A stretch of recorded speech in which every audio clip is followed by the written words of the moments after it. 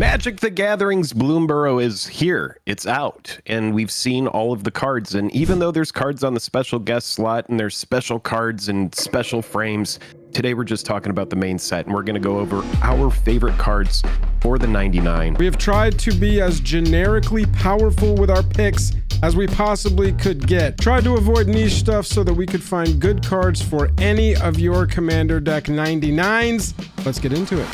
Enormous shout out to all of our little critters over on our Patreon. You are the bloom in our burrow, and we couldn't do it without you. Y'all are the cutest creatures around. You all get one boop on your snoot each. Jake and Joler Magic is brought to you by Card Conduit, the best place to sell your cards on the internet. TCG Player, the best place to buy them. Drip Shop, where you can find us live, giving away a ton of product, live auctions, tons of cool stuff in the store for sale.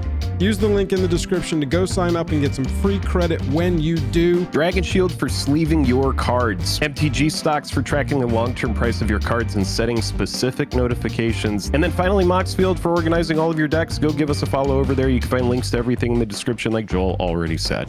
And our patrons. We love our patrons. All of you are really cool, and you're great. Thank you to all of you at every level. Go check out the Patreon, see if there's a level you want to get involved with our community on a deeper level at. First on our list, in alphabetical order here, we got Artist Talent for one red and one other. This is on here for the first two levels of the card. Whenever you cast a non-creature spell, you may discard a card if you do draw a card. And then at level 2 for one red and two other, non-creature spells you cast cost one less to cast. That's pretty sweet. Now, the third level of this is pretty specific. If a source you control would deal non-combat damage to an opponent or permanent an opponent controls, deals that much damage plus 2 instead. Now, that's not bad. That actually is going to work in a lot of different situations, but the first two levels of this card are really cool. Very widely applicable as well, those first two levels. Non-creatures, everything but creatures is going to let you loot, pitching stuff you don't need to dig further into your deck for your most synergistic pieces, most powerful pieces. Very underrated there, and for 2 mana, all of your non-creatures doing that is crazy. Then for just that extra 3 mana investment, every single non-creature spell now costs 1 less. 1 less is huge. That's fantastic ramp. I think Artist Talent, even though that third mode will apply to fewer decks, but still some, like you said, I think it's got some play in a lot of stuff. I also really like Azur Beast Binder. 1 blue, 1 other, 1/3. Typically that would not be a creature, just looking at that I would want to run in Commander. However, this Vigilant Rat Rogue can't be blocked by creatures with power 2 or greater. Basically insane coverage there. And then whenever it attacks, up to 1 target artifact, creature, or planeswalker loses all abilities until your next turn, and if it's a creature, it turns the base power and toughness down to 2/2.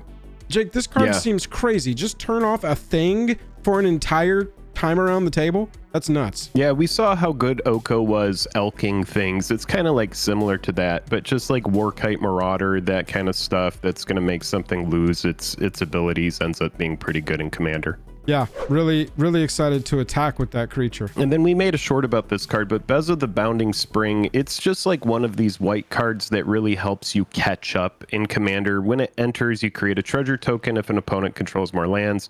Gain 4 life if an opponent has more life. Get 2 fish if an opponent has more creatures, and you draw a card if an opponent has more cards in hand than you. It's just like the catch-all catch-up card in white. Yeah, fun ETB here. This would be a really good card to blink, just consistently catching up in whatever resource you're furthest behind. Using those creatures in some kind of aristocrats build too.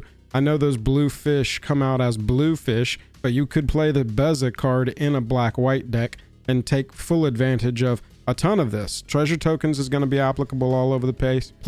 Life gain in some decks, tokens in some decks, and then draw a card for everybody. Fun mythic, really fun mythic. 4 mana too, not that expensive of a card to play.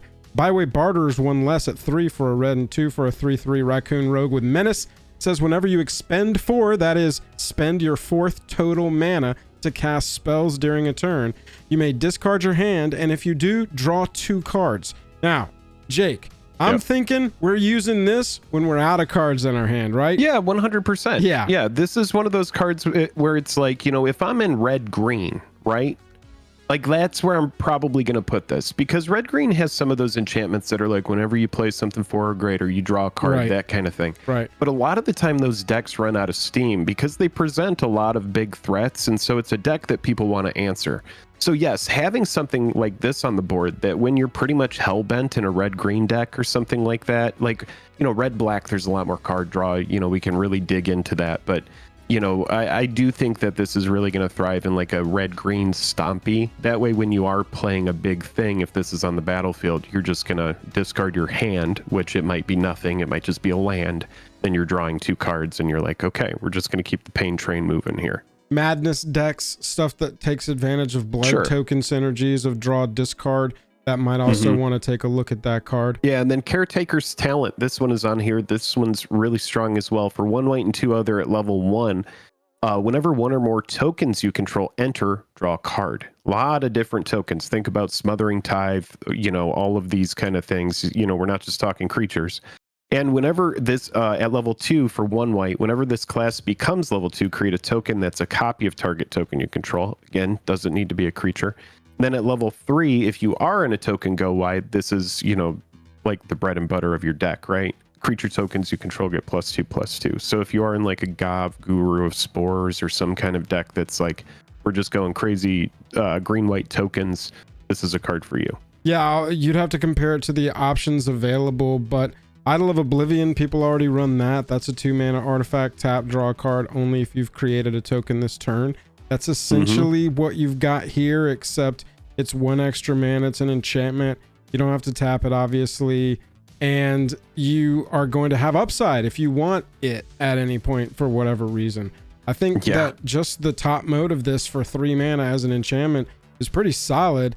And there's also upside. So I think that quite a few decks are going to want to take a look at that, as are decks going to want to take a look at Coiling Rebirth. 5 mana reanimator spells, not really huge anymore in the meta. There's just so much stuff. 5 mana is not really the return you want to look for. However, Coiling Rebirth, you can gift a card, which means give an opponent a card draw right before all the effects of the card go off. The card says 5 mana sorcery speed, return target creature card from your graveyard to the battlefield.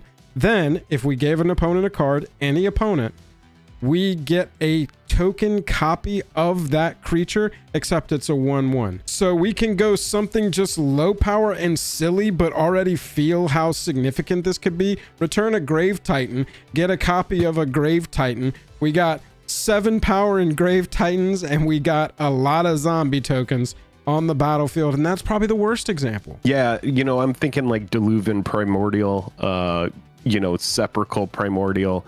Big splashy things that are like, if I bring an extra copy of it, great. I don't even care that it's not a 7/7 or whatever. Bring it in as a 1/1. All I want it for is the big ETB. So yeah, this really thrives with ETBs, and it's one of the coolest reanimator effects, because I agree with you.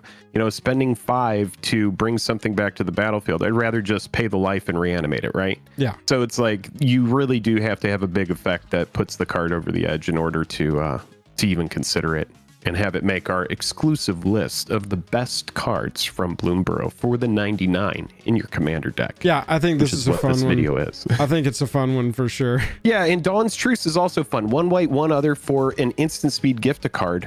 And this is the same thing as the last card. You're gifting someone a card, and if you do, you and permanents you control gain hexproof until end of turn. That's going to happen either way.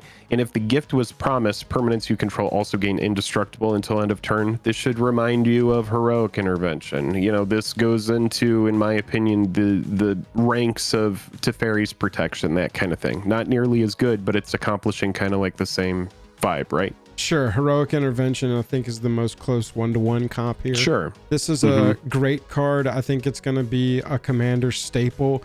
I really love it. I'm glad that this color has this effect at this mana cost now, and I really like the gift a card effect. I really like that mechanic for commander in particular, so I'm even more attracted to this card. So Dawn's Truce is definitely going to go in quite a few decks. You're blowing up my board? Okay, well, here, take a card, and I'm going to go ahead and I like all my creatures, so I'm going to give them hexproof and indestructible until end of turn. Yeah, or you're blowing up my board. cool. Who's got the best offer for who wants to draw a card right now? Jake goes, Yeah. I won't attack you next turn. You've got a deal, my friend. You draw a card, my stuff stays safe. Sweet.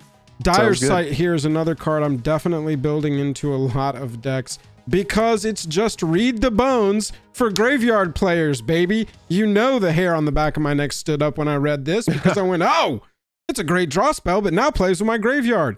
3 mana, Right. sorcery speed, surveil 2, draw 2, lose 2. It's not read the bones, which is scry 2, draw 2, lose 2. I can put the cards in my graveyard. Not a ton else to say about Dire Sight other than it's a great card sort of reworked for a different type of commander deck. Yeah, dude, I like it more than the scry, man. You know, for the people that want to put stuff in the yard, this is just honestly strictly better, right? Oh yeah, love it so much. Yeah, Festival of Embers, this is a really fun card as well. And look, they built a way in to sacrifice it so you don't have to deal with the downside. 1 red, 4 other. Enchantment. During your turn, you may cast instant and sorcery spells from your graveyard by paying 1 life in addition to their other costs. Oh gosh, that's such a steep price. Shucks. I have to pay a whole life in addition man. to their casting costs to give everything flashback? Rats. That's ridiculous. If a card or token would be put into your graveyard from anywhere, exile it instead. Sure. Okay, so sure, this is great and it's a nice drawback, but for 1 red and 1 other, we could just sacrifice the festival. Say you want to go ahead and, you know, storm off. You know, this is going to be the kind of thing where your cards that you're storming off with are going to get exiled. But if you get to the point where it's like, okay, I did a big turn, I reused a bunch of stuff, that Right. stuff is gone. But I also don't want it to be where like, oh, if this creature gets killed, it's going to die. Yeah. You know, if it gets aced, I'm just going to pay 1 red and 1 other and sacrifice this thing, make sure that it goes to the yard. Yep. This looks to me a lot like if you wanted to turn Past in Flames into an enchantment instead of it Yeah, exactly. being not an enchantment, right? 100%. It's got Past the Flames vibes. that, right? Mhm. But it can count toward enchantment strategies, or you can use it across 2 turns. It doesn't have to be one big turn or then that second flashback turn with Past in Flames. You know, it's got to all happen within that turn scope though, whereas Festival of Right. Embers goes through turns if you want it to. Big fan of this one. I like Festival of Embers a lot. Really straightforward land here. Any permanent that's going to be playable in your deck that can do multiple things and or synergize with itself, which Fountain Port does both, is always worth a look in a lot of different types of decks. Fountain Port taps for a colorless, so it's not mana dead, which is nice. 2 mana, tap it, sack any token to draw a card. Pretty sweet and applicable in a lot of decks. Pay Yeah, 3... how about that, food token haters? Yeah, dude, turn those food tokens into card draw. 3 mana, tap it, pay a life, create a 1/1 creature token. Okay, so we can fuel our own card draw if we want to, but Not gonna lie, that token should have Island Walk. Don't mean to interrupt you, but just that saying. would be nice. Fish creature tokens all should have Island mean, Walk. Come on. 4 Let's think mana, about it. tap it, create a treasure token so you can pump 4 mana in to bank a treasure for later. The fact that it synergizes with itself is notable so that you can sort of feed its own way of accomplishing whatever you want to accomplish. But that pay 2, tap it, sack a token, draw a card on a land that taps for colorless, lots of decks are going to want to take a look at that. Yeah, I talk about this a lot, but I'm on that Azlask drip, or as the kids say, right? I'm on that new Azlask. What we do in this deck is we go wide with tokens, okay? And so if I'm just like making Eldrazi spawn that, yes, I can use to sack and you know, cast big things. Yeah. But if I'm just like, you know what, I need cards on your EOT, I'm just going to pay 2, sack a token, draw a card. You know, having the token, like, let's set the token aside. Typically, if you have draw a card on a land, it's a pretty hefty cost, right? It's like 4. I would say 4 would be it's average. pretty expensive. 3 with some downside or a hoop you have to jump through. Yeah, but 2 and the hoop you have to jump through is just sack a token. Yeah. I really don't hate that on a land. And I do agree with you. You know, like 5 mana and a life all in to create a 1/1 fish and then also sack it to draw a card. That seems pretty good too, even though it's kind of clunky. Yeah, decent. It seems decent, but that's kind of Yeah. backdoor too. There's a It's lot of very stuff slow. that runs tokens in this game now, and paying 2 to tap that thing and sack one of those to draw a card, muy bueno. Yeah, Hazel's Nocturne, 1 black, 3 other for an instant speed. Return up to 2 target creature cards from your graveyard to your hand. Each opponent loses 2 life and you gain 2 life. So we have this little drain attached to what is honestly a very nice instant speed spell that's going to protect, you know, stuff in your yard from getting exiled, or say you just need a couple combo pieces back from your yard. Definitely graveyard synergy going on here. And there are cards that are like this. You know, Joel and I did some digging and we found, you know, cards that are similar to it. But I do believe, you know, in comparison to something like a Morbid Plunder or something like that, which is sorcery speed and a mana less, I would rather just have instant speed and be open to be able to do this on my opponent's turn and you know, get stuff out as a reaction to something like a Bojuka Bog. Right, yeah, responding to the graveyard removal is huge here, and that's why the instant matters so much for this card. Yeah, this card is better, viewer, than you think it is in your head right now. 4 mana is a pretty decent rate for this, and the instant is huge if you want an effect like this. 3 mana would be your comp. There's a card that for 3 mana at instant speed returns a card to your hand, and it storms. So if there was already a board wipe or something like that that turn, you could match what Hazel's Nocturne is going to do as far as what's returning, not the little drain piece that's tacked onto this. You know, take the drain off and take a mana off, and I'm even more into it. But as an instant speed answer to your graveyard exile, I do like this, and I think that it should be looked at for more decks than people are going to look. Oh, the art is sick. A lot of art in this set is sick, like this one, Kidnap, 4 mana. This is a control magic, y'all. There's a lot of text on here, but the bottom line, look at that. You control enchanted creature. Boom. That's what you need to know. All along the way, we're going to gift a card, potentially. You want to do this, by the way, because you're going to pay 4, give some opponent a card, use it politically, say who's got the best deal for me, I'll give you a card. You're going to take control of the thing, and you're going to tap it, but because we gifted a card to one of our opponents, we're not going to have to put 3 stun counters on it. That's all we're avoiding, but that's all that middle text. So we're going to enchant the creature, tap it. Now we control it straight up.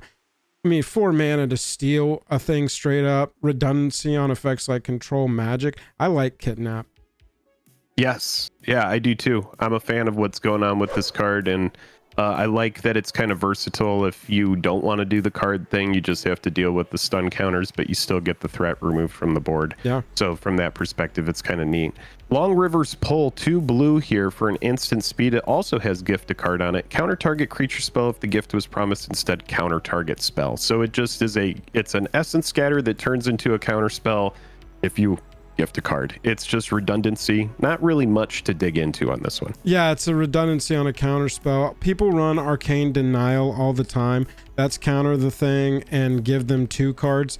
Long River's Pull counters the thing and gives them 1 card, and the card can go to anyone. It doesn't have to go to the person whose spell you're countering.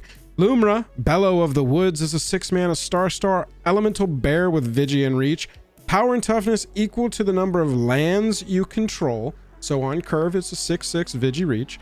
When it ETBs, you mill 4 cards, then return all land cards from your graveyard to the battlefield tapped. So like floor, you hit maybe 1 if you only mill the cards and you had nothing in your graveyard. I mean, 1 in 4, 1 in 3, that's pretty average rate on a land there. And then if you had a graveyard full of lands and you're playing this late, boy, howdy, you're going to be spreading the lands, won't you?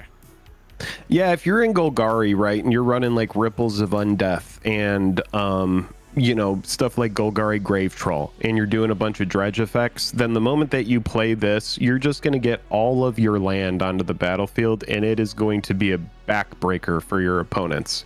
And you're in green, so it's easy to ramp to this. It's easy to get it out at a reasonable rate. I just think this card is absolutely nasty. Very, very, very, very cool card. I'm a fan. It's interesting to see strategies dotting different sets leading up to a precon. I'm going to look at the Deserts precon from earlier in the year. All the little land matters and graveyard lands cards that we got leading up to that. And then now all the little lands and graveyard lands cards that matter, dotting the landscape, so to speak, after that. Seeing cards like this pop up that are perfect for precons that we've gotten this year, really cool. And I like how they do that. Gives you stuff to hunt in the sets as they come out if you particularly fell in love with a certain precon. Maha, it's Feathers Night. This is a card that we have been pretty stoked on since we saw it. 2 black, 3 other for 6/5 flying. Trample. That's pretty sweet. Ward, discard a card. Holy cow, that's pretty good. Brutal. Creatures your opponents control have base toughness 1. What the shit were they thinking here? This is extremely, extremely good. It says creatures your opponents control. So if you go online with a Pestilence and you just want to poke everybody for 1, or Pyrohemia or something like that, just like very basic Goblin Sharpshooter. I was gonna say Sharpshooter because that was just ping. Everybody's dead. You're killing everybody and you're keeping your whole board. It's almost like a legendary creature that if you are in black, mono black, it's kind of cool. It's like almost having a board wipe as your commander, but not, because you're putting all of your opponent's stuff like so easily in range of just like we said, Pestilence, that kind of thing. Right. That it's just it's such a cool commander and such a powerful card, and easily a big highlight from the set. Love Ward, discard a card. Ward 2 for 1. That's what it basically says. Ward 2 for 1 this creature, baby. You're gonna 2 for 1 yourself to do this. Let's go. The fact that it's a 5 cost that happens to have 6/5 flying trample. The trample is just enormous. wild to me as well. Like, it's a 5 cost flyer with 0 downside at all as far as power and toughness go. I feel like this card with its abilities could have been a 5 cost 3/4, for example. Right. And it's still very good. Well, you got it's interesting too, because we know that creatures are going to have base toughness 1. That combined with trample and 6 power means we're always hitting on a single block for 5. So yeah, I mean, it's crazy how pushed this bird is. There's a lot that went into making sure that design was thorough at kicking ass. And so that's what they did. Mockingbird here, a blue creature with Speaking X. of birds, we 1 got more blue, birds. an X/1/1 bird bard with some very fun art. It's got flying because it's a bird, and it says you can have Mockingbird enter as a copy of any creature on the battlefield with an MV less than or equal to the amount of mana spent to cast it, except it's a bird and it has flying. The power toughness changes.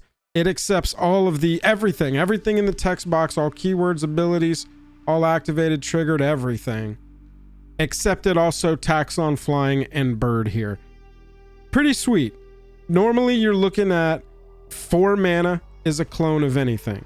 So up to and including 3 mana, 4 mana creatures, you're just like 1 mana off there. Maybe none if it's 3 or less. And then it also scales up, which you just have to pump more mana into it to add the flying ability on there. Pretty cool. Yeah, right. So it's like for 3, you're getting a Dockside Extortionist, and for 8, you're getting an Avenger of Zendikar, exactly. Or, whatever 7 costs. So right. It scales with the game. It's very versatile, which is why we wanted to put it on here. There's other clones that are probably more impressive, like stuff like Phantasmal Image, or what was that card that came out of the Shapeshifter or something that came out of? Oh, Weird Neck. I call it Weird Neck. Here comes Weird Neck. But yeah, Mockingbird, I do think because, especially in like CEDH, all of the clones are really low to the ground. This is a low to the ground clone. So I do think that it's definitely worth taking a peek at. Yeah. Osteomancer Adept. Yeah, 1 black, 1 other here for 2/2 Squirrel Warlock with Death Touch. Until end of your turn, you may cast creature spells from your graveyard by foraging in addition to paying their other costs. If you cast a spell this way, that creature enters with a finality counter on it, meaning if it dies, it's going to be exiled. And to forage, you're going to exile 3 cards from your graveyard or sacrifice a food. So how about that, food token haters? Take that, food haters. You're going to use them to resurrect things and like it. That's right. Yeah, I think this card is cool. Anything that lets us go to our graveyard and kind of poke around there and recast stuff, even if it does come at the cost of having to exile some cards, it's worth considering, because you're going to have stuff in your yard that you really just don't need again. And if it means, squeezing out the win, then you're going to go for it. Yeah, I really prefer effects like this to have additional costs over restrictions, if that makes sense. If this said, until in a turn you can cast creature spells from your graveyard that are CMC 3 or less with a finality counter, and it didn't have any of the other, like, cast a spell this way, you gotta forage or sack food, whatever, that's a completely different story to me. I would rather pay the extra here to be able to just recast any creature that has gone to my graveyard for any reason whatsoever. And on a 2-mana body that's got Death Touch and blocks really favorably, I think it's really cool. Parting Gust I think is really cool too. 2 white mana for an instant speed, exile target non-token creature. Now, if you don't gift them a tapped fish, gift an opponent a tapped fish, you return that creature to the battlefield under its owner's control with a 1/1 counter on it at the beginning of the next end step. But if you gift them a tapped fish, which is a tapped 1/1 blue fish creature token, you just disregard everything from if on. It just says exile target non-token creature. 2 white mana, no other anything. Jake, you can have a 1/1 every single time you want, baby. I'm exiling your non-token creatures for 2 mana. This goes right alongside Path and Swords to me. I think it's fantastic. Yeah, but also the other thing about the card is it's defensive. It's also tricky because you can use it to protect your own thing if you don't want to gift with it. So it's one of the coolest ever removal spells because it's not necessarily a removal spell. It's something that, you know, if someone's going for, you know, the critical path on your own commander, then you could be like, well, nope, Parting Gust. I'm going to bounce my commander. I'm going to get it back.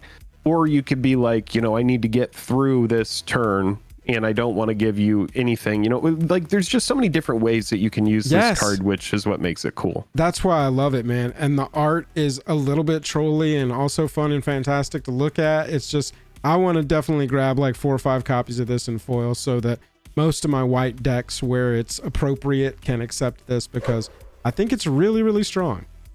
Yep, and Patchwork Banner is a card that's going to remind you of like Heraldic Banner that came out. It's just the evolution of the monolith, right? Which is just the 3 mana rock that taps for 1 mana. In Commander, we don't like a lot of 3 mana rocks, but this one does an interesting thing. As it enters, you choose a creature type, and creatures you control of the chosen type get +1/+1. So this is a mana rock that is creature centric and it works as an anthem. So it's extremely, extremely cool. Yep, the banner gets played a lot. And look, 3 mana rocks get played a lot still. Don't get us wrong. We're not saying go build your Kindred CEDH deck and put Patchwork Banner in there. We're saying this is going to get played in a massive amount of decks over the coming years because pretty much any deck that is a Kindred deck needs to have this in there. Well, I will say, if it's not a Kindred deck that cares about attacking... I want to see the Kindred CEDH deck. That's what I want to see. You need to send me a link to that. Yeah, get in the comments and let us know. But the thing is like, if there's not a lot of Kindred decks that don't ever want to attack with their creatures, and having a mana rock for those that anthems them up 1/1 is going to be huge for most decks that want this. If you have a Kindred deck, this should probably be in it. And it's interesting that we're getting cards like that in Bloomburrow.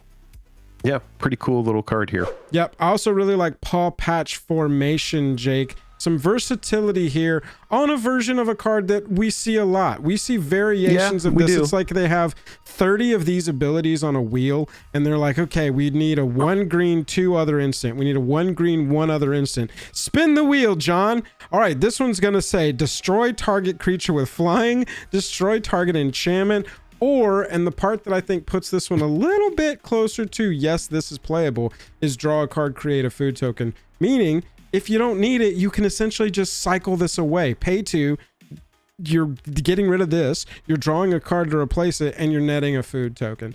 Not bad to also then hit all your creatures with flying, which a lot of commanders fly. I'm a fan of it. And enchantments, yeah. I actually think it's really cool because, yes, you're drawing a card, you're creating food. That food essentially translates later into 3 life. So it's like if you don't need this, you're drawing a card, gaining 3 life, you know.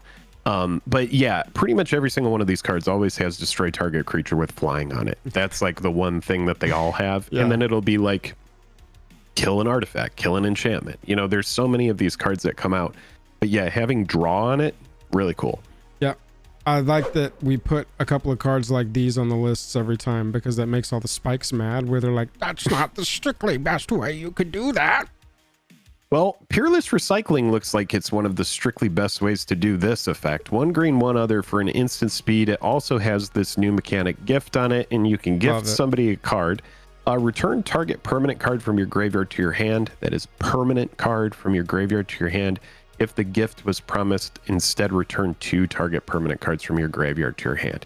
This is another one of those cards, like we talked about that black card earlier, where it's like you're going to be able to protect cards in your graveyard if you have critical combo pieces in your yard. If you're playing graveyard synergy and somebody goes to Bajuka Bog you or some sort of exile your graveyard type effect, get that stuff back with Peerless Recycling.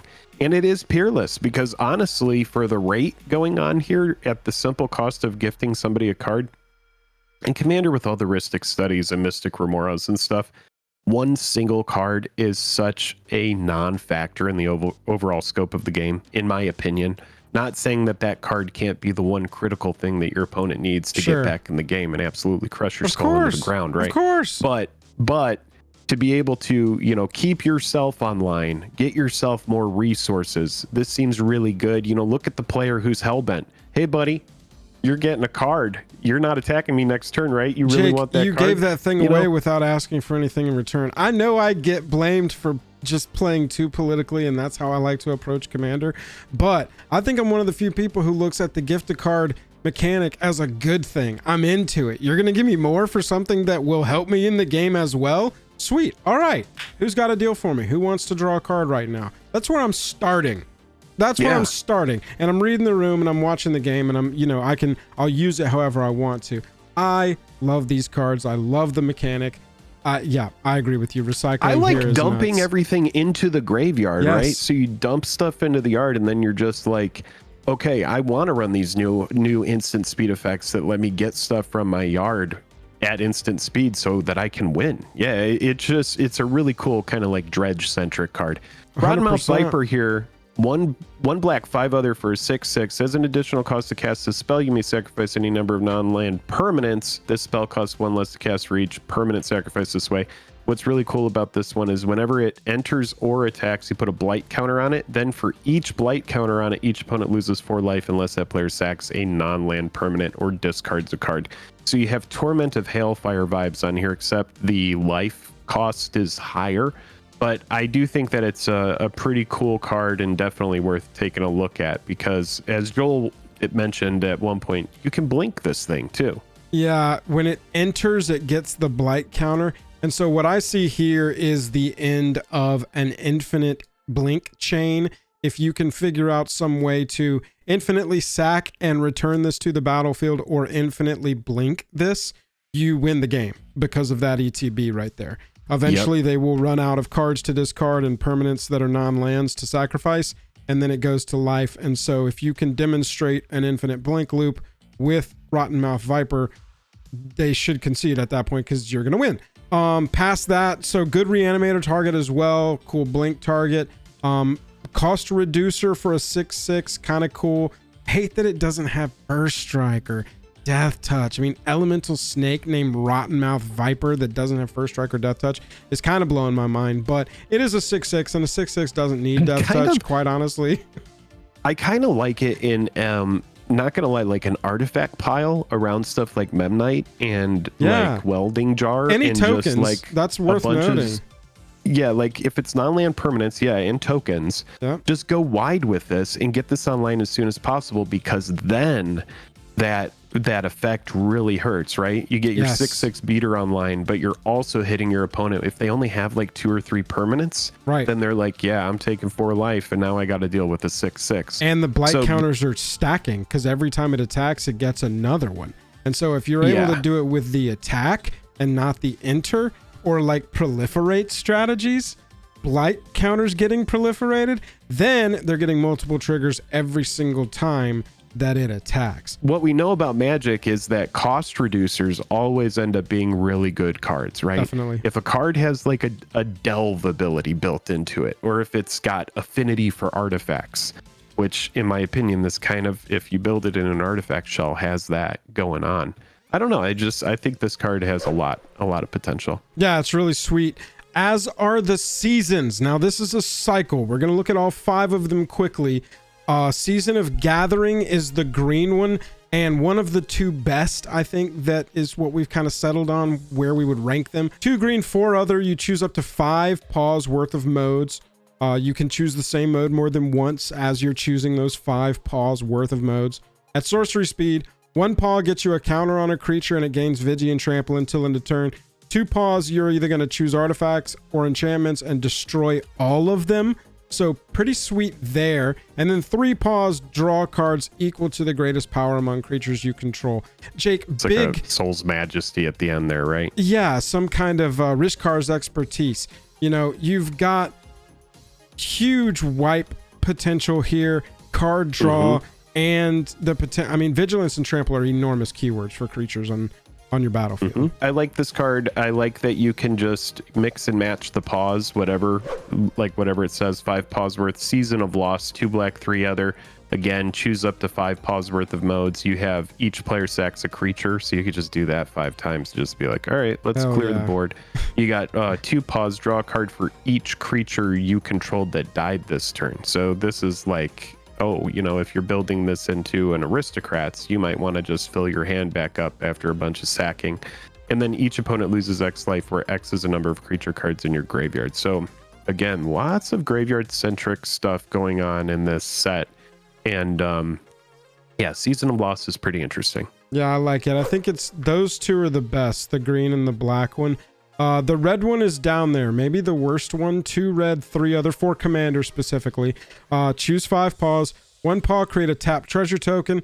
2 paws, exile the top 2 cards of your library until the end of your next turn, which is nice. You can play them. And then 3 paws until the end of your next turn. Whenever you cast a spell, Season of the Bold deals 2 damage to up to 1 target creature. I don't know why they were so desperate to just downpower this card hard.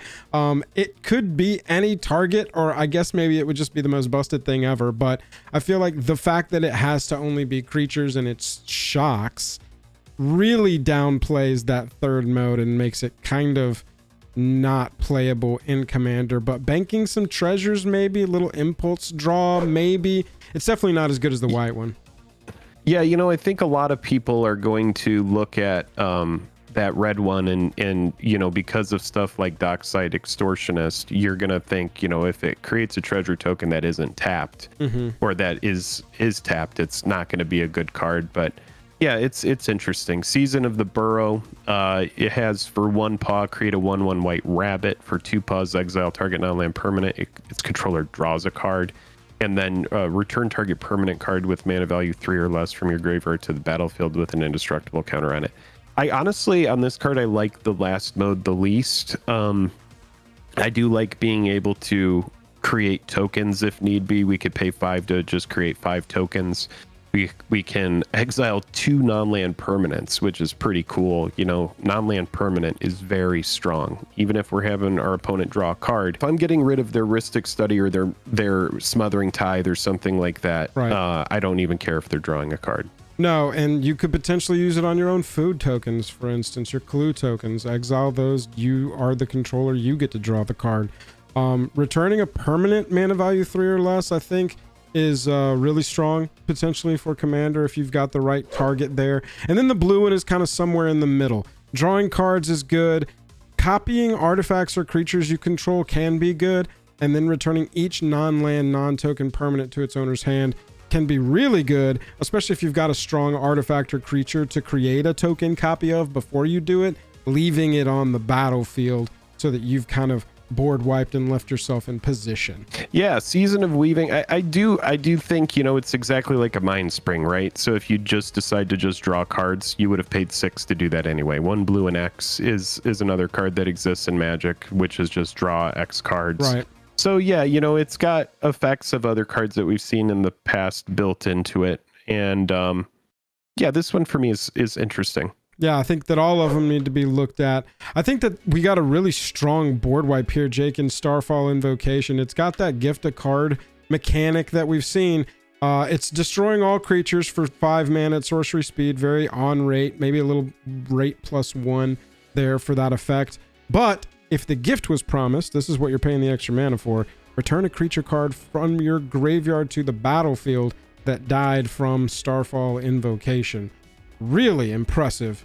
Reanimation, you've got a great rate there. 5 mana to reanimate a thing is on rate for your average uncommon spell to get that. So destroying everything, then returning something, so sick. Yeah, very basic, way to look at this is like, I'm going to destroy everything and then get my Sun Titan back and then get back another thing for 3, right? Oh, yeah. Because it's like it goes from the yard to the battlefield. So even though, I don't really like the rate at 5, sure. Being able to have something come back is pretty good. You have board wipes that are like Blasphemous Act that can cost as low as 1, and stuff like, Toxic Deluge, which only costs 3, and then you have to pay life. But I don't hate the fact that we're getting something back here, which is why the card is on the list. Yep, the reanimation is very strong.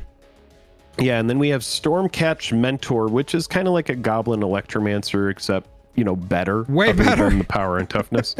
For 1 red and 1 blue, we're getting a 1/1 with haste and prowess, and instant and sorcery spells you cast cost 1 less to cast.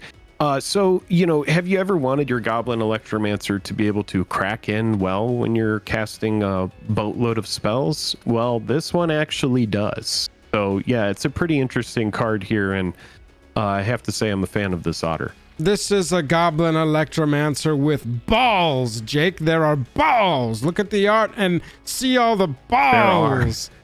This at least 5 balls worth of balls going on here. Yeah, I really like that card. I think it's very, very cool. Also think this is a cool otter, man. Otters and spell casting in this set. The Stormsplitter is a 4 mana 1/4 with haste. It says whenever you cast an instant or sorcery spell, you create a token that's a copy of Stormsplitter. Exile that token at the beginning of the next end step. So, Jake, we got 1 Stormsplitter on the battlefield. We cast a spell, we have 2. We cast a spell, we have 4. We cast a spell, we have 8. We cast a spell, we have 16. We cast a spell, we have 32. We cast a spell, we have 64. That was 6 spell casts. Yes. All you got to do is storm 6 with Stormsplitter on the battlefield, and you've got 64 otter wizards to deal with. Yeah, so very easy to go absolutely ham with this in any sort of storm build, but I do remember recently at Command Fest playing against that Stella Lee deck, and it's very easy for that deck to just cast a boatload of spells and probably make even more than 64 of these tokens. Easily. This is definitely going in that deck. Man, that deck can cast 10, 15 spells and then kind of restart the turn and start the whole thing over again. And so, you could easily win with a card like that. I think people will be winning with a card like that. Yeah, 100%. At first when I saw it, I was like, it would have been cool if this had prowess, but no, it wouldn't have. Doesn't need it. It doesn't need it. Redundant. Sunspire links 2 red, 2 other for a 5/4. Players can't gain life, damage can't be prevented, and whenever it enters, it deals damage to each player equal to the number of non-basic lands that player controls. I love cards that deal damage or have effects based on the number of non-basics in Commander. It is always a very high number. Everybody plays non-basics. It is pretty much like a go-to. Like if someone's playing a 2-color deck, they're going to have a ton of non-basics just because they're going to have so much more room to like finagle. You get into 3-color decks and everybody's running non-basics because you need all the triomes. You need all of the shock lands, all of that. This card is always going to hit like a truck. Yeah. Huge card. Damage can't be prevented, turning off the fog players. Players can't gain life, turning off the life gain players. Really, really a big fan of cards like this. And they stapled a bunch of effects that red likes to do when they're doing things like this onto one creature and gave it an extra power, because why not make it a 5/4 4 mana card? That's cool. Sure. We'll take it. Right. I like players can't gain life. Also like damage to each opponent. 4 mana 3/4 here. Whenever you expend 4 passively by spending 4 mana on other things, Teapot Slinger is going to deal 2 damage to each opponent. You start doubling up these effects. There's so much redundancy on types of effects.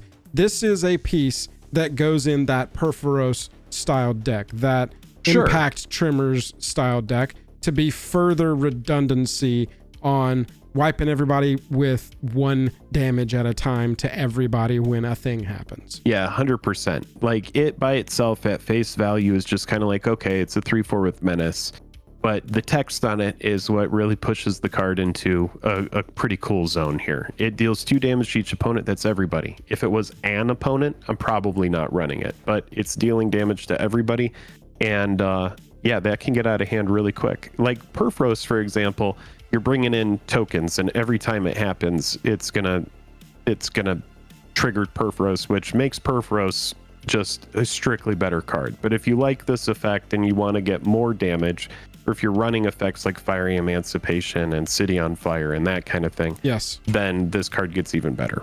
My version of Zinnia is completely focused on 1/1 creatures entering the battlefield and seeing, and having cards like Perforos and Impact Tremors see that happen a lot. The cool thing with Zinnia is when your creatures you're casting, you can pay 2 and offspring them. So with Teapot Slinger, which is 100% going in that deck, I can cast it for 6 and get 2 of these. And so every time I expend my 4th mana, I'm dealing 4 to each opponent. Suddenly we're into a realm where it's like, I'm taking how much? 4? Yeah. And what did you do? You just spent mana to do something else? Yeah. All right, we got to kill those. What are they called? Slingers? We got to kill those slingers. Right. I feel like that's how the conversation is going to go the first time I cast that and offspring it. Speaking of offspring, 1 green, 1 other for a 2/2 here with offspring, meaning you can pay 2 as you cast this spell to have it enter with a 1/1 copy of itself. And it's just a mana dork that brings another mana dork. I freaking love it. What's not to like? If you don't use the mana, EOT before it becomes your turn, tap it to grow the thing so that it can become a threat maybe. Both of them, just for 4 mana making 2 mana dorks or 2 mana making 1 mana dork. The scalability of this, I think it's why I like this set so much. Cards like Offspring, or mechanics like Offspring and mechanics like Gift a Card, letting spells scale over the course of the game. Great in Commander. Yeah, when you think about it, if I'm running like a Hardened Scales deck that has Doubling Season and all these other cards that help with branching evolution, that kind of stuff, then I'm like, okay, now every time I put a 1/1 counter on this, I'm getting 2 counters or 3 counters or however many counters. And so yeah, these mana dorks become a legitimate threat later on in the game. They definitely do, and they're cute at the same time. Here's a cute little villain, the infamous Cruel Claw. Like it in the 99 of Rakdos decks here. It's a menacing 3/3. Whenever it deals combat damage to a player, you exile cards from the top of your library until you exile a non-land. And then you can cast that card by discarding a card. Period. That's it. That's the only cost to cast that card at that point, is discard a card.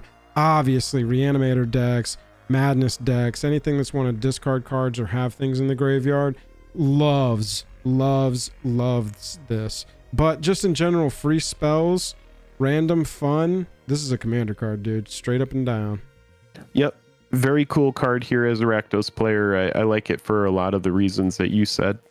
I like the art as well on the Weasel Mercenary. 3 Tree City here. As 3 Tree City enters, choose a creature type. It taps for a waste, and for 2, you can choose a color, add an amount of mana of that color equal to the number of creatures you control of that type. So it's just a kindred card that absolutely goes apeshit. It's like a Nykthos for kindred decks. Yeah, one side of the group will call it Gaia's Cradle or Nykthos for kindred decks, and the other side of the group will be like, I can't believe you're calling it Gaia's Cradle or Nykthos. It's definitely not as good.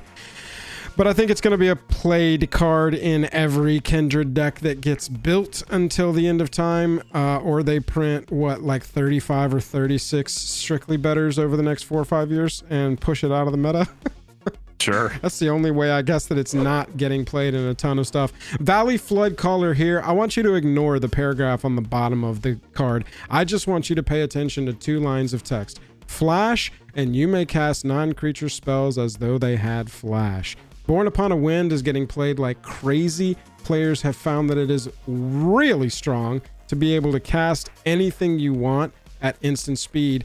And the Flood Caller is going to let you cast anything but your creatures at instant speed for 3 mana on a creature that can be reanimated, brought back, blinked out of existence, and brought back to dodge the things. I think Flood Caller is going to find a lot of homes, and people are going to find that it's quite strong. Flash is a word that we have talked about at great length of how strong it is. And so, yeah, I think the sweatier decks are going to want this.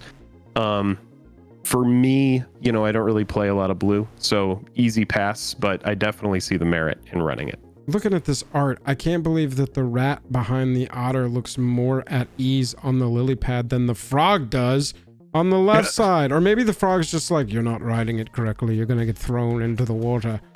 Yeah. And the rat's like, yeah, this is pretty funny. It's a card that kind of encompasses all of the creature types from this set. You got frogs, rats, otters, and I think that's a bat up there in the background. Bird. That's a blue jay up it's there a bird? with a stick on its head. Gotcha. Okay. Valley Flood Caller, though. Play your stuff at instant speed. And then Valley Rot Caller. 1 black, 1 other for a 1/3 menace. Whenever it attacks, each opponent loses X life and you gain X life, where X is the number of squirrels, bats, lizards, and rats you control. So whether you are in a rat colony relentless rat deck, you want this squirrel. And if you're in a squirrel deck, you definitely want this squirrel. It is the squirrel that is going to end the game. Because keep in mind that trigger happens on the attack. You don't even need to get through with this. So on the attack, if you're just going absolutely wide, you might just be killing people right then and there. Yeah, the prevalence of squirrel and rat decks alone, I think, makes this worth a mention. And bats and lizards, you never know. Maybe they'll have enough support one day to pick it up. And then we've got Wear Down Jake, one of the best naturalizes. I was going to say that I've seen it in a long time, but I'm going to say that's ever been printed. 1 green, 1 other. Sorcery speed. It is sorcery speed, so it's limited in that fact. But with gift a card happening, you destroy target artifact or enchantment. And if you promise that gift, you destroy 2 artifacts and or enchantments instead. For 2 mana, I just can't see this not becoming the first option for artifact enchantment removal in green commander decks. Yeah, for sure. It's just, you like that casting cost. Again, we've talked at length in this video about how gifting a card isn't really that big a deal in commander, and it can also help, create an ally or be a political move. So yeah, destroying 2 artifacts and or enchantments, and again, we talk at length about how annoying enchantments and artifacts are. They're pretty difficult to hit. I know that we're going to get people in the comments that are like, every artifact is so easy to destroy. Yeah, well, you have to have cards that say destroy target artifact or enchantment in order to do it. So yes, if you're in creatures, you should run an aura shard. So every time you're running a creature, you're destroying an enchantment. But if you just need to run spot removal, this is a great card as well. I would love to hear all of you scholars in the comments let me know why this card sucks. Because I know that you're out there just itching, ready to tell me that, no, Wear Down isn't good. It's easy to destroy all the artifacts. Haven't you ever seen people cast a Farewell? I know that you guys are out there. You're just itching to say it. So just leave it in the comments.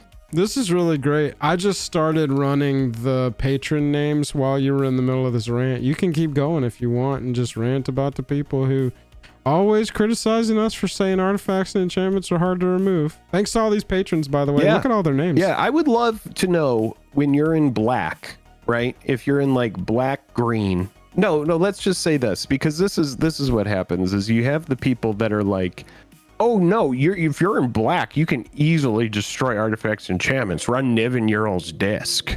I'm like, okay, great. Sweet. Run Niven Ural's Disc. Got it. There's always somebody who's like, I know the perfect card to refute your argument. Yeah, that's Magic the Gathering. It's dies to removal in a different form. Yeah, dude. Anyway, Wear Down is a good card. Thank you to all of our patrons at the $10 level or higher. Thanks for watching. Enthusiasts. Those are our We picks. appreciate you. Let us know in the comments what you think. That's it. Bye-bye.